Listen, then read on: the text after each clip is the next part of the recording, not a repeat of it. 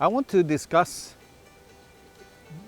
fear and the way we respond to fear and how fear is the problem, regardless of the cause of fear. When we respond to a problem with fear, fear becomes the problem. Meaning that we got two problems at hand. One is the real problem that caused the fear, and the other one is the fear itself that we experience, which retards our ability to solve the problem and see the problem for what it is. The fear emotion amplifies the problem and exaggerates and creates a ripple effect in our emotional system and affects our health, our mind, and saps the simple joys of life. I want to propose that we look at the fear itself and separate it from the problem which causes the fear, and then see what it is. How can we silence or switch off the fear trigger and pay attention to the problem instead? With open mind and with all our positive energy and creativity, we invest our energy in solving a problem.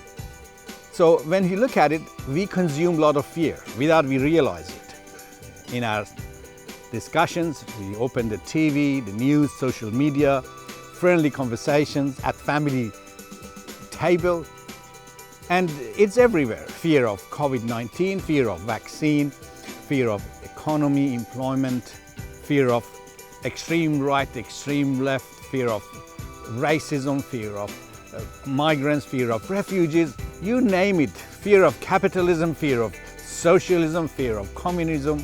And then comes the fear of aging, premature aging, fear of impotency, then anxiety, stress, depression, then the suicide.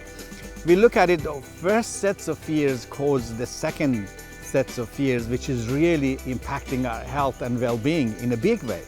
Here is a suggestion to look at life in a different way.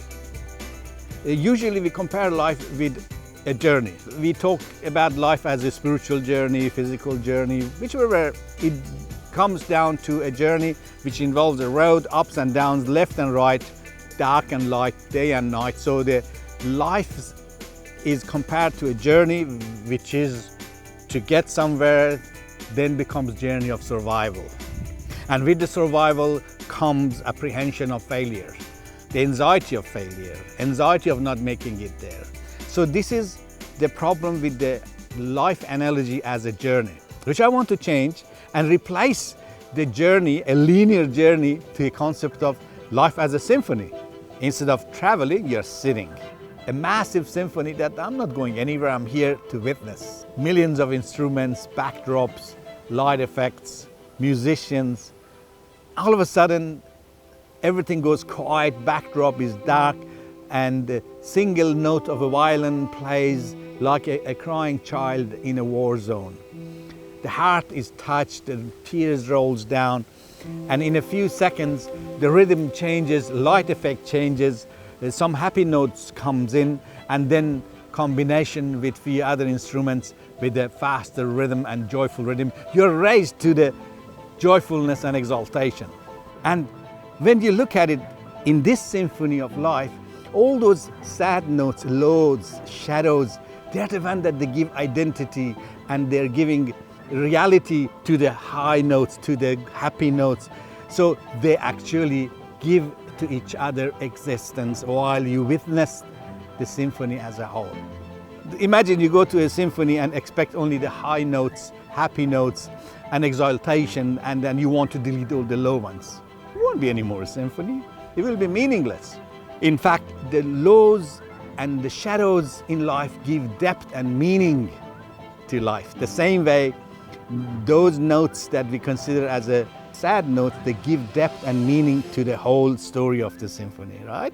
Who would bother to imagine a life that has got only highlights in it, and there is no low and shadows, and there is no challenges in that?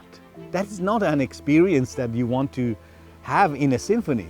We sit in a symphony with trust, and we let it come as a whole, and we open our heart and mind to receive this story of life. And the only difference is that in the symphony of life, when you delete the fear of the lows and the shadows, when you get rid of the fear of the shadows, then you enjoy more and you can actually manifest change in life. But when we respond with fear, we don't enjoy the symphony anymore. I invite you to look at the life now as a symphony and see how can we say yes to life, whatever it is, whatever is about to come, and don't let the trigger of the fear retard your abilities to solve the problem, cloud the clarity of your mind. Allow yourself to see the problems for what they are rather than mixed with the emotion of fear, exaggerated, out of proportion with reality. And then our reaction becomes fight-flight mode of reaction with no real wisdom in those reactions. So my friend, join me in this symphony of life and allow this symphony to have its variations of notes, lights, backdrops, slow and fast. And trust it. Trust it that you are somewhere that none of those notes is going to affect you as a consciousness. Say no to fear and let the problem come and pay attention to problem solving without fear. And see how life will turn around. And say yes to life and say bring it on, the symphony of life, this magnificent existence with all these mysterious events and beings and happenings around me. And I want to experience whole of it. If you trust the universe, then enjoy what it has presented to you. As long as I am doing the right thing by other human fellows, with compassion and love, I have nothing to fear about. Other than fear itself, I pay attention to the emotional fear, minimize it, a little bit of it is okay, but I try to keep it outside of my life and look at a problem when it comes and solve the problem. Enjoy your life, enjoy this symphony, it's all for you. Thank you for listening.